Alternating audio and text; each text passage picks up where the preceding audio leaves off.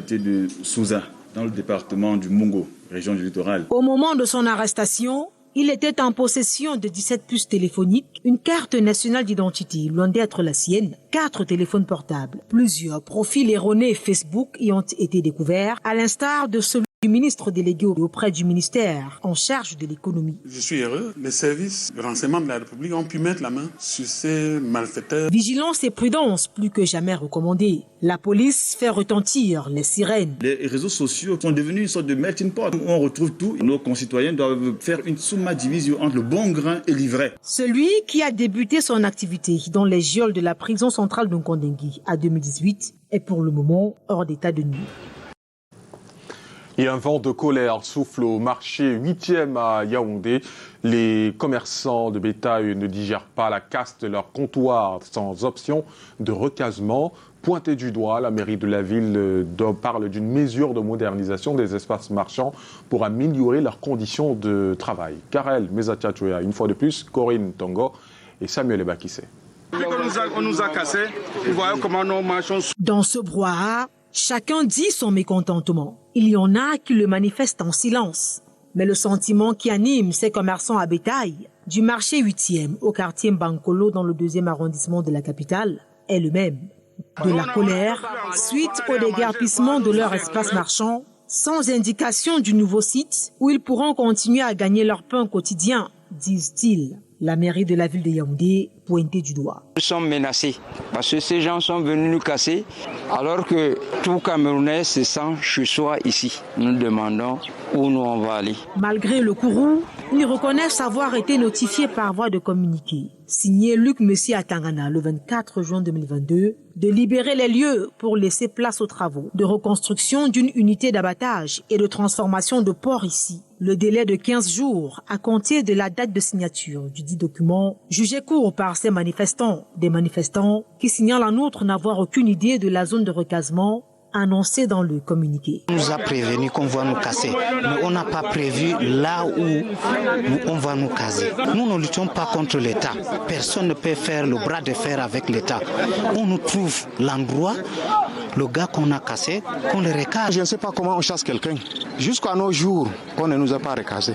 Et en même temps, il voulait encore prolonger jusqu'à là-bas. Version des faits rejetée à la mairie de la ville. Un proche collaborateur du patron des lieux approché confirme off the record qu'un espace a été mis à la disposition de ces commerçants en attendant la fin des travaux. Travaux initiés pour moderniser ce secteur d'activité et par ricochet améliorer les conditions de travail.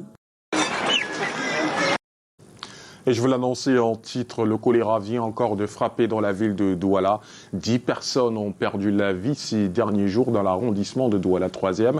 Des chiffres susceptibles d'augmenter dans les prochains jours. Mireille Flore Defofotso et Armand Pagnard. Un environnement propice au développement du vibrion colérique. Nous sommes dans l'arrondissement de Douala 3e. Ici, près d'une dizaine de personnes ont trouvé la mort des suites de choléra. La population, consciente du danger, souhaite que les autorités leur viennent en aide. Avec ça, d'office, on aura le choléra. Ça ne va pas sur nous vraiment. Partout là, on a inondation. L'eau, le drain, tout est drainé. Rien n'est fait. Regardez, on demande aux hommes de bonne foi quand même de nous aider. C'est grave. Vous avez fumé, vous avez tout vu, non? L'hôpital de district de Nilon, qui s'y trouve, est submergé par les malades et a dû augmenter sa capacité de lit. À ce jour, nous avons managé un peu plus de 500 patients qui sont sortis guéris pour la plupart. Et on a malheureusement eu aussi quelques décès qui sont des patients qui sont venus dans des contextes de déshydratation très avancés. Il s'agit des patients qui ne sont pas venus en consultation assez tôt, qui ont voulu initier eux-mêmes une prise en charge personnelle à domicile. Au vu du nombre de cas qui ne cesse d'accroître, cette capacité est insuffisante à présent. Les habitants de cet arrondissement et de tous les autres de la ville de Douala sont appelés à respecter les consignes des responsables sanitaires. Les gardes malades ne coopèrent pas avec nous. C'est une pathologie en principe qui doit être prise en charge sans garde malade. Dans notre contexte, les gens ne veulent pas accepter venir déposer leur malade, partir et revenir après 2 jours. Ils veulent être là tout le temps. Et ça n'aide pas dans le cadre de la prévention de la maladie. Parce qu'en venant voir le malade, ils vont transporter des germes qu'ils vont transmettre à d'autres personnes dans la communauté. Pour le moment, la vaccination est préconisée pour se mettre à l'abri. Des gouttes prises en 2 doses et en plus le respect des règles d'hygiène élémentaires. C'est connu de tous que le choléra est une maladie du périfécal et que Douala est une zone endémique. Et la recrudescence des cas de choléra au Cameroun inquiète les acteurs de l'éducation. Pour faire face à cette épidémie, des dispositions ont été prises au sein des établissements scolaires, des points d'eau potable à la disposition des élèves et un service de nettoyage permanent. Lesline Poumetia et Thierry Nana. Voici le rituel auquel se soumettent les élèves chaque matin dans les établissements scolaires de la ville de Douala. Une batterie de mesures mises en place par les chefs d'établissement pour barrer la voie au choléra. Nous avons mis en place des points d'eau où les enfants, avant d'entrer dans la classe, ils peuvent aller laver les mains. Et au niveau des toilettes aussi, il y a un point d'eau. Dès qu'ils sont des toilettes, ils vont laver les mains. Et en classe, il y a des points des seaux d'ordures qui sont chaque jour nettoyés par les femmes des ménages. Enseignants, élèves et parents sont invités à plus de vigilance pour ne pas contracter la maladie. Nous avons demandé aux enseignants tous les jours de répéter les mesures sanitaires. Ça veut dire se laver les mains avant de manger, lorsqu'on sort de toilette, se laver les mains et lorsqu'on touche des objets dangereux ou bien sales, se laver la main. Non seulement à l'école mais aussi à la maison. On a dit aux parents à peu près ce qu'il faut. Pas de sauce, mais des repas secs, ça veut dire un peu de frites de plantain, des frites de pommes, mais pas de sauce. Quand on sort des toilettes, il faut aller se laver les mains au savon pour enlever les microbes. Des microbes qui sont responsables de nombreuses maladies dans l'organisme, entre autres le choléra, la typhoïde et l'hépatite A. Et 3 jours après la rentrée scolaire, beaucoup d'élèves ont du mal à prendre à perdre les habitudes de la période des vacances. Pour se lever le matin, il faut user de tous les moyens pour les sortir du lit. Une situation difficile aussi bien pour les enfants que certains parents de retrouver le rythme. Montpagna ont rencontré un spécialiste du sommeil.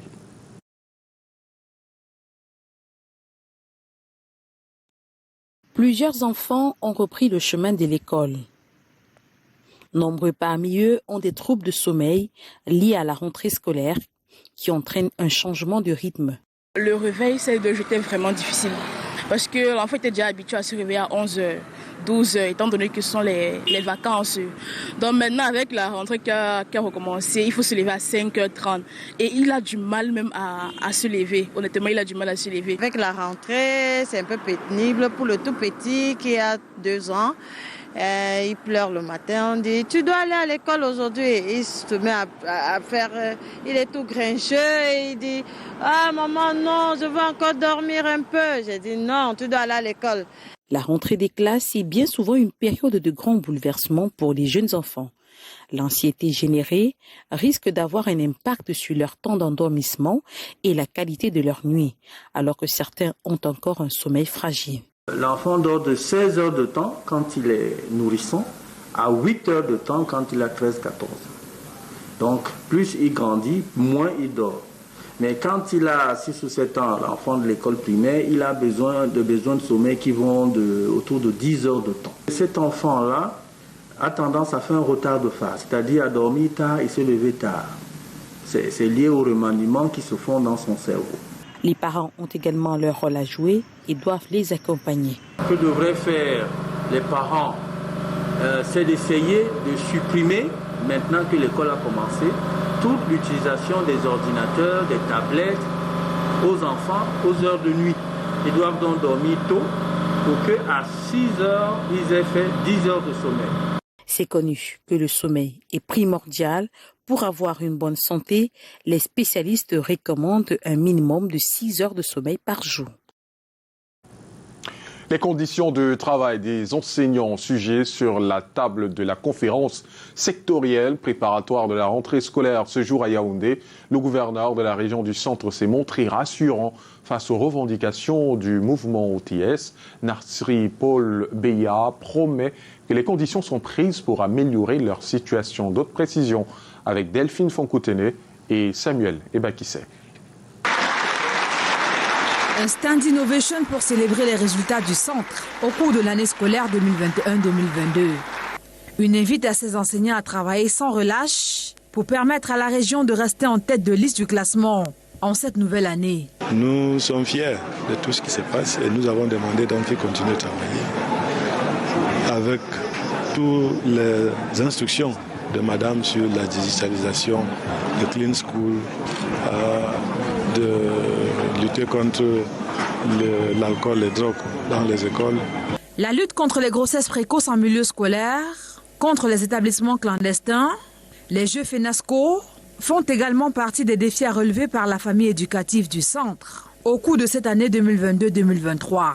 Face à la menace du mouvement OTS, le gouverneur Narseri Paul Béa saisit le prétexte de cette conférence sectorielle pour apaiser les enseignants. En tant qu'enseignants, ils réclament leurs droits, mais ils doivent aussi savoir qu'ils ont aussi le devoir vis-à-vis de ces enfants qui doivent donc enseigner pour que le Cameroun ne devienne pas le dernier pays avec les illettrés.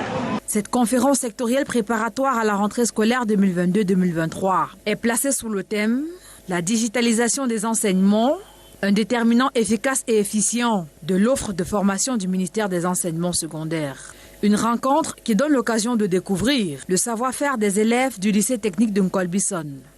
Ici en exposition. Et dans la région du littoral, l'heure était ce jour à l'évaluation des conditions de reprise des classes. Le gouverneur Samuel Dieudonné Ivaha Dibois, au cours d'une descente dans plusieurs établissements du département du Vouré, a touché du doigt les réalités. Titi Freeman et Thierry Nana. Nous avons déjà le problème de barrière, la clôture, pour essayer de maîtriser nos apprenants. Notre CETIC, il est vieux de 15 ans et n'a pas encore vécu une transformation en lycée technique. Ça fait que nous vivons l'exode scolaire. Voilà entre autres les difficultés vécues dans les établissements publics dans le littoral.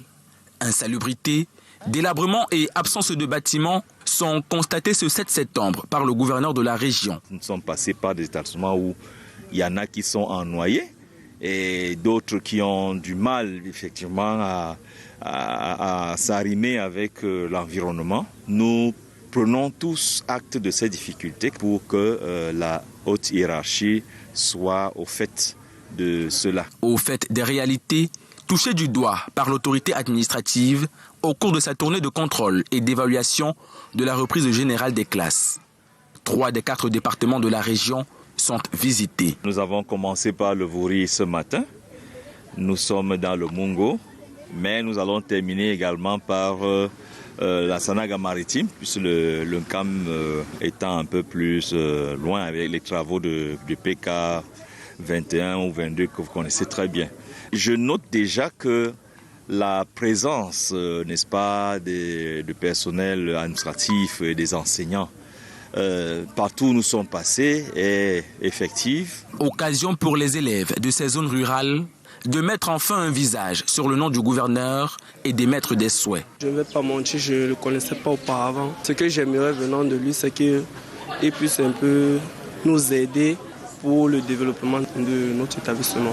Un développement général à effectuer pour améliorer le cadre éducatif des établissements primaires et secondaires publics dans le littoral. Et depuis lundi, les élèves du lycée de Mabonda font preuve de courage pour arriver à l'établissement. La seule route menant au lycée est un véritable parcours de combattants. En tout cas, voici le reportage de Samuel Bayard. C'est la route qui mène au lycée bilingue de Mabanda, un quartier populaire de Douala 4. Même sur les motos, les élèves surfent sur les vagues.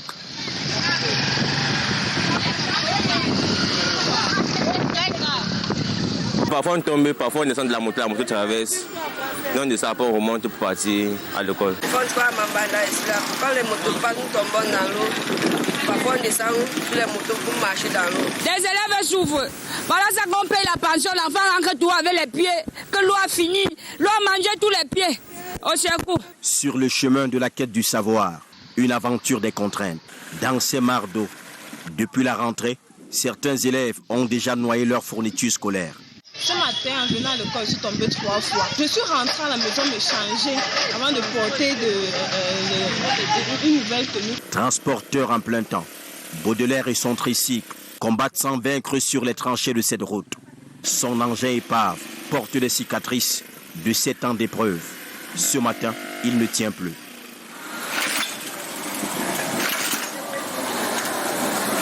Je ne peux pas faire 2 semaines sans changer le roulement. Les gars, quand tu entres dans l'eau, ça ne freine plus. Ça bloque le freinage. Baudelaire repart poussé par les bras. À des endroits ici, il faut enjamber les pierres.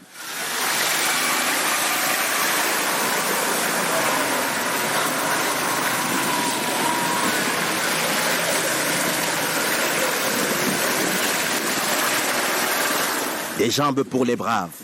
L'unique route pour près de 6000 élèves. Au bord du gouffre, une voie de détresse. La moto nous prend 500 au marché pour nous laisser ici. On tombe même encore dans l'eau. Encore un grand lycée, un CETIC à côté.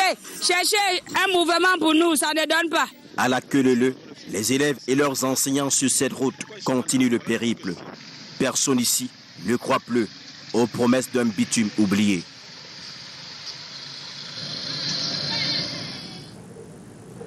Servir et non se servir, c'est l'une des principales prescriptions du ministre de la Fonction publique et de la Réforme administrative au lauréat de 2019-2021 de l'École nationale d'administration et de magistrature à l'occasion de la tenue d'un atelier d'imprégnation sur l'éthique et la déontologie administrative. Daniel Anisseboudjé et Serge Alain Zebo. C'est plus d'une centaine d'élèves fonctionnaires de la promotion 2019 prêts à être déployés sur le terrain après 2 années de formation à l'École nationale d'administration et de magistrature.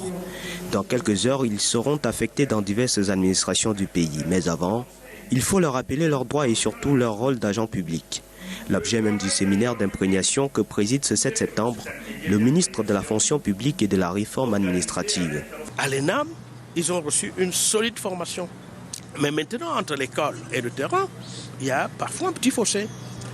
Leurs aînés qui sont donc déjà sur le terrain doivent leur rappeler ces principes de telle sorte que nul n'ignore ce qu'il faut faire. Les nouveaux fonctionnaires devront garder à l'esprit la notion de service public. Servir et non se servir. Lorsqu'on vient dans l'administration publique, lorsqu'on est agent public, on ne vient pas pour s'enrichir d'un seul coup. Et très rapidement, on gère une carrière. Notre administration doit tourner le dos à un certain nombre de pratiques que je ne souhaite pas souvent nommer. On parle de corruption, on parle de monnayage des services, on parle de dépravation des mœurs et ainsi de suite. Parmi ces pratiques qui minent l'administration camerounaise, il y a surtout le phénomène d'abandon de poste. L'État ne veut plus de fonctionnaires fictifs. Dans un avenir très proche d'ailleurs, nous allons non seulement vérifier des présences à travers l'installation de la biométrie, on va vérifier des présences, mais aussi l'effectivité du travail qui est fait par ceux qui sont présents au poste. Pour preuve de ces dires, Joseph Lé promet de revenir en fin de journée contrôler la fiche de présence des participants. Ceux qui se seront absentés du séminaire n'auront pas de poste d'affectation. Et booster le rendement agricole à travers l'amélioration des techniques agricoles des jeunes agriculteurs, c'est l'objet de la visite que vient d'effectuer au Cameroun une délégation d'experts brésiliens. Ils ont pour l'occasion signé avec la Chambre d'agriculture un partenariat ayant pour but le renforcement des méthodes de formation. Arsène Kenyé et Bertrand Tiassé. D'un côté, Martin Paul Minjos, président de la Chambre d'agriculture et des pêches, de l'élevage et des forêts du Cameroun, et de l'autre, Ana Bérénice Pérez, chef de la délégation brésilienne. Les accords paraphés ici engagent les deux parties notamment le renforcement des capacités et l'accompagnement à l'intégration des techniques de production agricole. Nous sommes venus concrétiser davantage, poursuivre ces discussions afin d'étendre les capacités de notre coopération. Donc nous espérons que dès l'année prochaine, nous aurons un peu plus d'étudiants. Les échanges entre les deux pays ont conduit cette délégation en visite au Cameroun à découvrir de nombreuses potentialités dont dispose notre pays. D'abord, les plateaux techniques avicoles, les embouches de poissons, machinisme et bien d'autres. Une bonne initiative pour le Cameroun qui compte aussi apporter son expérience. En retour, nous comptons recevoir aussi des apprenants brésiliens qui vont découvrir notre contexte, nos manières de travailler, afin que la coopération soit plus fluide. La recherche de nouvelles opportunités pour le développement des filières agro-silvo-pastorales au Cameroun promet des fruits juteux. Nous nous sommes bien rendus compte que le Brésil avait beaucoup à apporter au Cameroun parce que par un certain nombre de similitudes, le Brésil et le Cameroun, c'est des peuples frères en termes de climat, de végétation. Et c'est un Cameroun qui veut voir se développer. Le Brésil est connu pour sa grande production en graines de maïs, soja, riz, canne à sucre et café, présente des similitudes avec le Cameroun sur les sols et la végétation. Des atouts que compte capitaliser la Chambre d'agriculture des pêches, de l'élevage et des forêts du Cameroun à travers l'école pratique d'agriculture de Benguela. Et toujours en économie, le Cameroun Business Forum 2022 est en préparation. Le gouvernement propose au secteur privé une organisation plus inclusive. Selon le propos de Christophe Ekeng, président de la Chambre de commerce, d'industrie, des mines et de l'artisanat, l'impact de Cameroun Business Forum est resté mitigé 10 ans après son lancement et que les résultats de la mise en œuvre des recommandations font penser à une nécessaire réforme institutionnelle et opérationnelle. Et compte tenu des effets de la crise russo-ukrainienne sur l'économie mondiale en général et du Cameroun en particulier, les nouveaux formats et de nouvelles thématiques sont explorés pour la tenue prochaine de cette édition. Elle sera présidée par le Premier ministre. Cette rencontre préparatoire tenue au siège de la Chambre de commerce à Douala a été initiée par le secrétariat du Premier ministre. Et c'est la saison des citrons vendus à prix d'or il y a quelque temps, surtout au plus fort de la Covid-19. L'agrume est bon marché en ce moment. Les amateurs de jus naturel et de tisane s'en donnent à cœur joie, mais sous certaines conditions. Janice Kamga et Bertrand Tiassé. Sur les étals, son prix fait vite passer sa saveur aigre. C'est beaucoup plein au marché. Le citron abonde, c'est la haute saison. Les prix varient entre 100 francs CFA et 500 francs le tas. Toi-même, regarde les prix des citrons de 100 francs. On met maintenant plus de 10 citrons à 100 francs. Le filet de citron peut aller à 75 000, 80 000. Or, à l'instant T, on achète le citron à 8 000 le filet. 7 000, 10 000. L'agrume a pris ses quartiers dans les habitudes de consommation de nombreux Camerounais.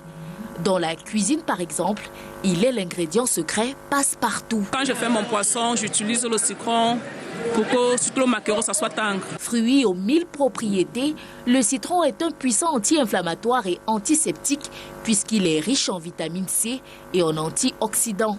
Utilisé pour des cures revitalisantes, il est également un allié minceur de choix. Ça me soulage à être leste, me dégraisser. C'est très bon de prendre par exemple un demi-citron à jeûne le matin avec un peu d'eau. Vu que c'est riche en vitamine C, ça permet de donner l'énergie nécessaire pour pouvoir attaquer une bonne journée en pleine forme. Mais attention, une consommation excessive peut être néfaste. Le citron est assez agressif pour ceux qui ont des problèmes d'estomac.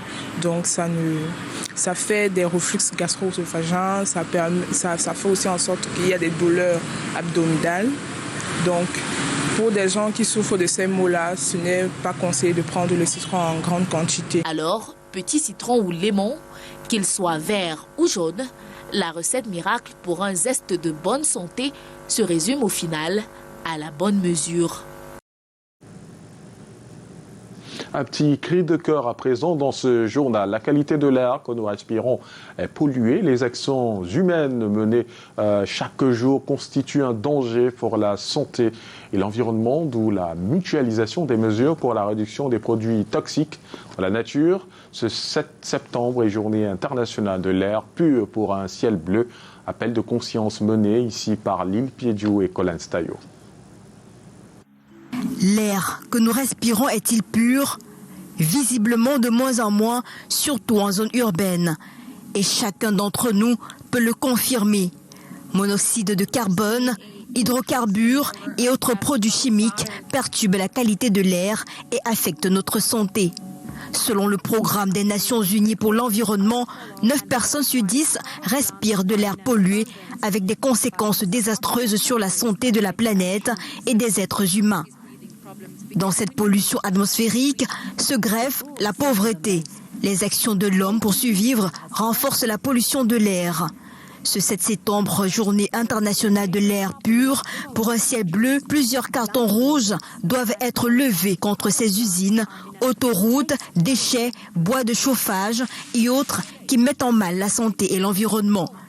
La pollution de l'air reste donc un défi mondial car les émissions de particules sont à l'origine, selon l'Organisation mondiale de la santé, des troubles cardiovasculaires et respiratoires avec un bilan de plus de 300 000 morts par an selon l'Union européenne. Il s'agit pour les États et les gouvernements de se réorienter vers une transition des systèmes énergétiques plus propres et moins dépendants des combustibles fossiles. Tout ceci passe par l'identification des sources de pollution atmosphérique, l'application des normes plus strictes en matière d'émissions et d'efficience des véhicules, l'amélioration de la gestion des déchets industriels et ménagers, la réduction des incinérations et des incendies pour un ciel bleu et de l'air pur. Et le trophée de la Coupe du Monde arrive demain au Cameroun après un tour à Dakar où il a reçu un accueil chaleureux et le Sénégal se dit prêt à se démarquer pendant cette grand-messe du football mondial.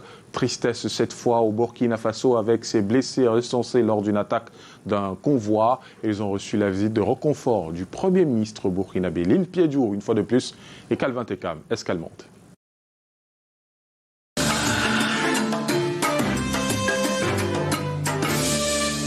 Le Premier ministre du Burkina Faso, Albert Ouedraogo, rend visite aux blessés de l'attentat perpétré contre un convoi de ravitaillement entre Djibo et Bouzanga, dans le nord du pays. Une dizaine d'enfants sont hospitalisés au CHU pédiatrique Charles de Gaulle de la capitale Ouagadougou. Nous avons réorganisé les équipes, nous avons déplacé certains matériels pour faire de l'espace, pour mettre d'autres lits et d'autres matelas. Et c'est comme ça que nous avons pu prendre en charge 13 enfants qui sont venus à la base aérienne, qui ont été convoyés ici par les ambulances de l'armée. En même temps, on avait d'autres patients qu'on s'apprêtait à opérer, donc il fallait gérer plusieurs situations en même temps. Donc tous ces enfants ont pu être pris en charge. Malheureusement, nous avons perdu un enfant en réanimation. Un enfant est toujours dans un état critique, mais je pense que le pronostic vital du reste n'est pas engagé. Nous avons constaté que les équipes médicales sont à pied d'œuvre depuis la survenue du drame et en collaboration avec les équipes du ministère de l'Action humanitaire.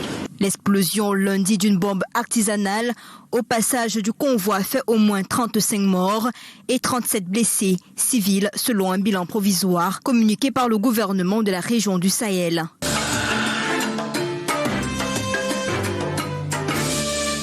Le trophée de la Coupe du Monde de football arrive au Sénégal à 2 mois de la compétition au Qatar.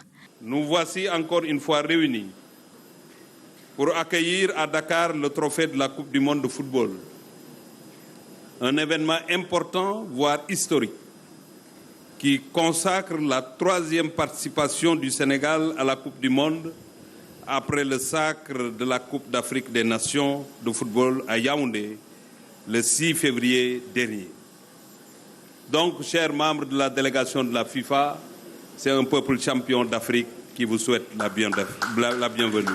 L'ancien international français David Trezeguet l'a dévoilé aux yeux des supporters sénégalais venus nombreux accueillir le trophée en or tant convoité par les Lions de la Teranga. Que le Sénégal, ça va être une équipe protagoniste. Déjà un premier match, bien sûr qui n'est pas évident contre les Pays-Bas, mais à mon avis, il y a toutes les qualités pour aller jusqu'au bout.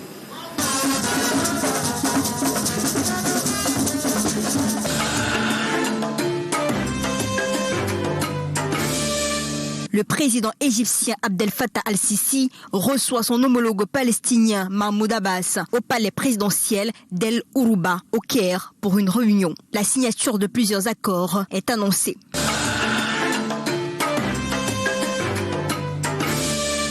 La famine peut être évitée, mais seulement avec une réponse urgente d'ampleur. Précision faite par la FAO,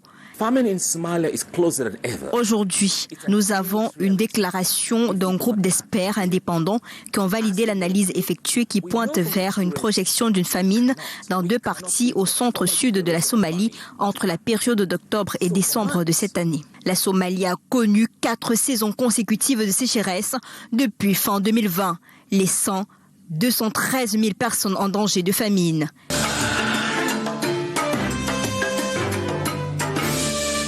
La Russie n'a pas déployé d'équipement militaire à la centrale Zaporizhzhia en Ukraine.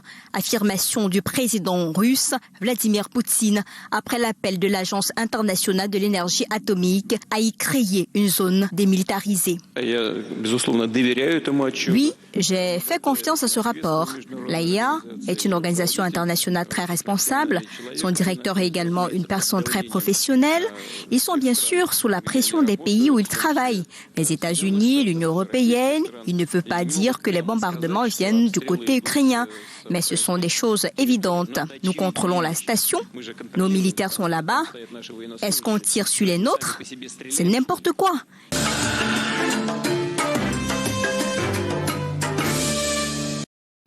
Et c'est la fin de ce journal. Merci de votre fidélité à Canal 2 International. Je vous retrouve demain, même lieu, même heure, 19h50. Bonsoir.